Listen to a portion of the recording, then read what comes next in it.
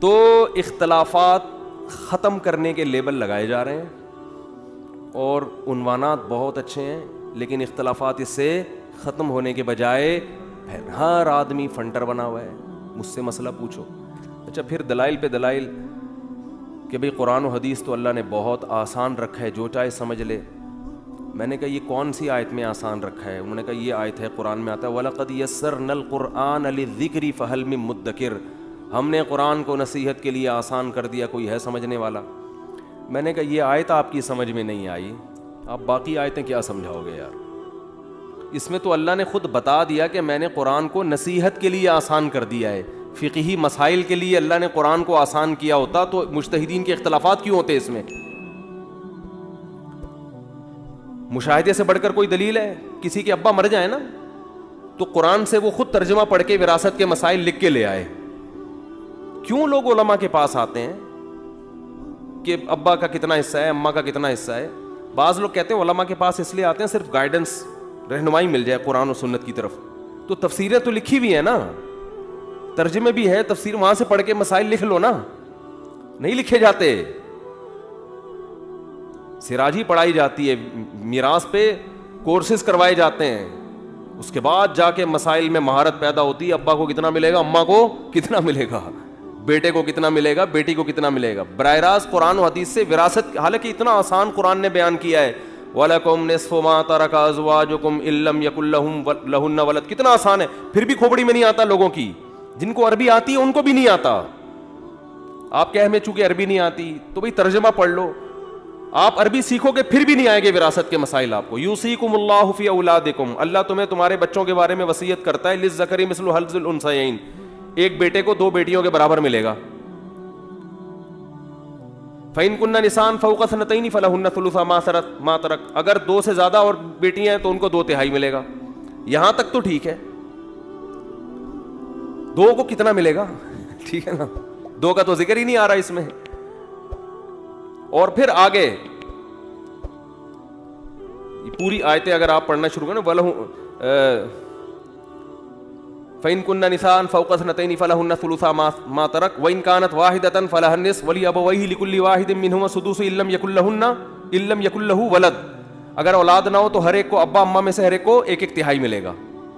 سمجھ رہے ہیں نا کتنا آسان کر کے بیان. وَلَكُمْ نِصْفُ مَا تَرَكَ أَزْوَاجُكُمْ, تمہاری بیوی مر گئی تو تمہیں آدھی ملے گی جائیداد. إِن لَّمْ يَكُن لَّهُنَّ وَلَدٌ, بشرطے کہ اس کے بچے نہ ہوں. فَإِن كَانَ لَهُنَّ وَلَدٌ, اگر اس کے بچے ہیں, فَلَكُمُ الرُّبُعُ, تمہیں 1/4 ملے گا.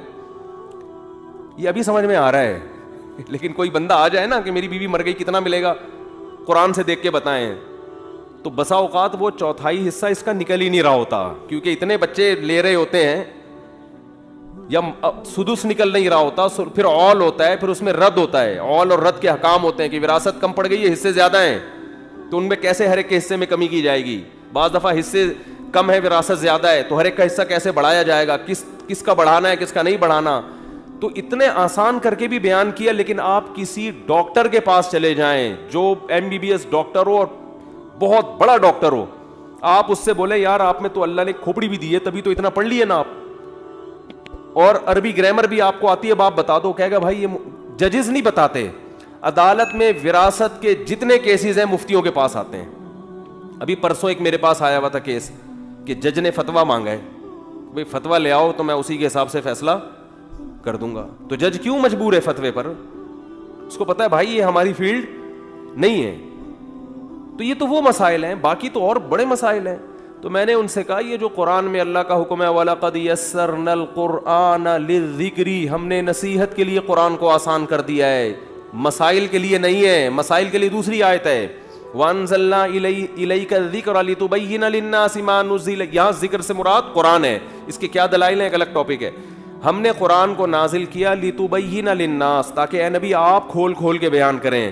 پتہ چلا حدیث کے بغیر قرآن سمجھ میں, ارے بولو نا, نہیں آئے گا. آگے اللہ نے فرمایا وَلَعَلَّهُمْ يَتَفَكَّرُونَ, پھر یہ بھی غور و فکر کریں گے. تو صرف حدیث بھی کافی نہیں ہے, يَتَفَكَّرُونَ, ان کو بھی تفکر کرنا پڑے گا. تو وہ لوگ تفکر کریں گے جو مکمل قرآن و سنت جانتے ہیں اور تفکر کی ان میں صلاحیت بھی ہے. ہر آدمی میں کھوپڑی استعمال کرنے کی صلاحیت نہیں ہوتی, اور یہ حدیث سے ثابت ہے. رب حامل فقہ غیر فقیہ، حدیث میں آتا بہت سے لوگ حدیث جانتے ہیں مطلب نہیں جانتے. یہ خود نبی کے الفاظ ہیں، صحیح حدیث ہے یہ. رب حامل فقہ غیر فقیہ، آپ نے فرمایا حدیث سن کے آگے پہنچا دیا کرو، اس لیے کہ بعض دفعہ جس کو پہنچاتے ہو وہ تم سے زیادہ اچھا مفہوم حدیث کا جانے گا. بہت مشکل ہے بات اس دور میں. بات سب علم نہیں ہے، معلومات ہیں. ہمارے استاذ فرمایا کرتے تھے علم الگ چیز ہے، معلومات الگ. کتابیں پڑھ کے معلومات آ جاتی ہیں. علم مدرسوں کی چٹائیوں پہ 8-8 10-10 سال اپنی دن اور رات جب آپ وہاں گزاریں گے نا، اپنی جوانی قربان کریں گے، اپنے بزرگوں کی جوتیاں سیدھی کریں گے، ماں باپ سے اور اپنے گھر والوں سے دور رہیں گے، ہاسٹل میں جا کے مدرسوں کے ماحول میں جب آپ رہیں گے استاذوں کا احترام کریں گے کہ آپ ان سے سیکھتے ہیں. ہم نے الحمدللہ، میں کوئی سب بار بار کہتا ہوں بھائی میں کوئی بہت بڑا فنٹر نہیں ہوں، میں تو بہت ہی نالائق آدمی ہوں. ہم جیسے نالائقوں نے 8 سال مدرسے میں بیت الخلاء اپنے ہاتھوں سے صاف کیا الحمدللہ، واش روم، حالانکہ گھر میں کبھی زندگی میں ایک دفعہ بھی نہیں کیا ہوگا. تو علم الگ چیز ہے، معلومات بولتے کیوں نہیں؟ علم ادب سکھاتا ہے، بڑوں کا احترام سکھاتا ہے. جب آپ کا کوئی بڑا عالم ہوگا، آپ کی رائے اس کے خلاف بھی ہوگی، آپ کہو گے یار یہ میری سوچ کی غلطی ہے، یہ مجھ سے زیادہ جانتے ہیں. اگر معلومات ہوگی نا، علم نہیں ہوگا، آپ اپنے بڑے کو بولو گے اس کو کیا پتا، اس کو بولو نا اس کو کیا پتا، پتا تو مجھے ہے، یہ تو فارغ آدمی ہے، میں قرآن حدیث میں کسی کو نہیں مانتا، کوئی بھی آ جائے. تو وہ ہوتی بدتمیزی ہے، اس پہ لیبل کیا لگایا جا رہا ہوتا ہے، بولو. اور بزرگوں کے احترام پہ لیبل شخصیت پرستی کا لگایا جا رہا ہوتا ہے کہ یہ شخصیت پرست ہیں، اپنے بزرگوں کو مانتے ہیں. تو ہر چیز کو، حالانکہ واقعی حقیقت یہی ہے کہ اگر بزرگوں کی بات قرآن و سنت کے خلاف دلائل سے ثابت ہو جائے تو ان بزرگوں کی بات کو چھوڑنا لازم ہے. یہ ہمارا عقیدہ ہے. میرے اہل حدیث سے بات ہو رہی تھی، میں نے کہا میرا یہ عقیدہ ہے کہ اگر کسی کے سامنے 2 اور 2 4 کی طرح ثابت ہو جائے نا کہ ابو حنیفہ کا قول 100% غلط ہے اور حدیث میں جو لکھا ہے صحیح ہے، پھر بھی وہ ابو حنیفہ کی تقلید کرتا ہے، میرا فتویٰ ہے اسی وقت کافر ہو جائے گا وہ، کیونکہ وہ ابو حنیفہ کو نبی پر کیا کر رہا ہے، ترجیح. مگر میں نے کہا یہ فیصلہ کرنا کہ یہ قول ابو حنیفہ کا قرآن و سنت کے خلاف ہے، یہ آپ کی رائے اس میں نہیں چلے گی، اس میں آپ کی رائے نہیں چلے گی. آپ ایک طرف کے دلائل دیتے ہو اور اس میں عامی آدمی کی بھی رائے بھی ہے، اس کی رائے چلے گی جو مجتہد ہو. یہ حق امام شافعی کو ہے، ابو یوسف کو ہے، امام محمد کو، امام احمد بن حنبل کو ہے. پھر بھی میں کہتا ہوں اگر کوئی واقعی 100% دلائل سے واضح ہو جاتا ہے تو چھوڑ دے، اور چھوڑا ہے احناف نے، چھوڑا ہے بہت سے قول امام حنیفہ کے. تو ہم ایسے غلوف کے قائل نہیں ہیں کہ پتھر پہ لکیر بن جائے ان کی بات اور زمین آسمان ادھر سے ادھر ہو جائے، نہیں چھوڑنا، ایسا نہیں ہے. لیکن ایسا بھی نہیں ہے جیسا آپ کر رہے ہو. یہ تو امت کو توڑ رہے ہو آپ. لوگوں کو کوئی لگام دینی پڑتی ہے، کوئی پابند بنانا پڑتا ہے.